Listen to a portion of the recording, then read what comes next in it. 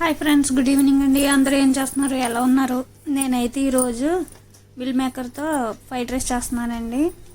ఇది పిల్లలకి చాలా బాగా నచ్చుతుంది. ఒకసారి ఇలా కూడా ట్రై చేసి చూడండి. మిల్ మేకర్ని ఆల్రెడీ ఉడకబెట్టేసుకుంటాం కదా, అందులో ఉప్పు, కారం, పసుపు, కొంచెం అల్లం వెల్లిపాయ పేస్ట్, గరం మసాలా, కార్న్ఫ్లోరు, కొద్దిగా శనగపిండి కూడా వేసుకుని కలిపేసుకుందాం. కొంచెంగా వాటర్ వేసుకోండి. ముందు ఒకసారి కలిపేసుకోండి, అందులో తడి ఉంటుంది కదా, అందుకని నేనైతే అలా ప్లెయిన్గా కలిపేసిన తర్వాత ఒకసారి చూసి ఒక నీళ్ళు చుక్క వేసాను.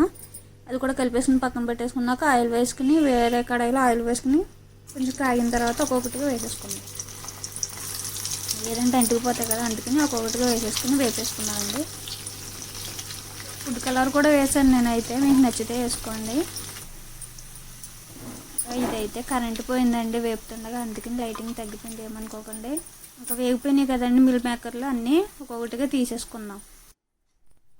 వేరే బౌల్లో తీసుకుని రెడీగా పెట్టేసుకుందాం అండి. ఇవైతే ఇలా తిన్నా కూడా బాగుంటాయి. ఆనియన్స్, నిమ్మకాయ పిండి వేసుకుందంటే ఇంకా బాగుంటాయి. వేరే కడాయి తీసుకుని ఆయిల్ వేడెక్కిన తర్వాత పచ్చిమిర్చి, ఉల్లిపాయలు సన్నగా తరుక్కుని వేపేసుకుందాం. ముందు చెప్పలేదు కదండి, క్యారెట్ ముక్కలు, క్యాబేజీ ముక్కలు కూడా బాగా సన్నగా తరిగి పెట్టేసుకోండి, అందులో తొందరగా వేగిపోతాయి. ముందు ఆనియన్స్, పచ్చిమిర్చి వేసుకుని వేపేసుకుందాం. అవి సగం వేగిన తర్వాత క్యారెట్ సగం వేగినాయి కదండి, క్యారెట్ను క్యాబేజీ ముక్కలు కూడా వేసేసుకుని అవి కూడా బాగా వేగిదాకా వేపేసుకున్నామండి. అవి వేగుతుండగానే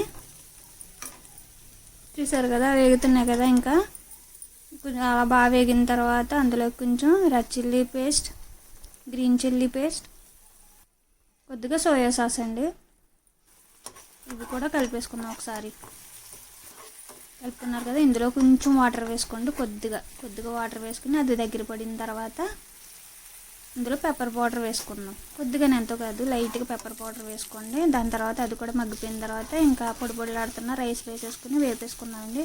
అందులో వేపుకున్న ఈ మిల్ మేకర్లు కూడా వేసేసుకుని వేపేసుకోండి. చూసారు కదా, అంతా కలిసిపోయింది కదండి. కలిసిపోయేదాకా మొత్తం అన్నీ వేపేసుకుని పిల్లలకి స్నాక్స్ కింద పెట్టవచ్చు, లంచ్ బాక్స్ కింద పెట్టవచ్చు అండి. మిల్ మేకర్ ఫ్రైడ్ రైస్ అయితే రెడీ అయిపోయిందండి. చాలా బాగుంటుందండి, పిల్లలకు చాలా బాగా నచ్చుతుంది. ఒకసారి చేసి చూడండి, నచ్చితే లైక్ అండ్ సబ్స్క్రైబ్ అండి. థ్యాంక్ యూ అండి.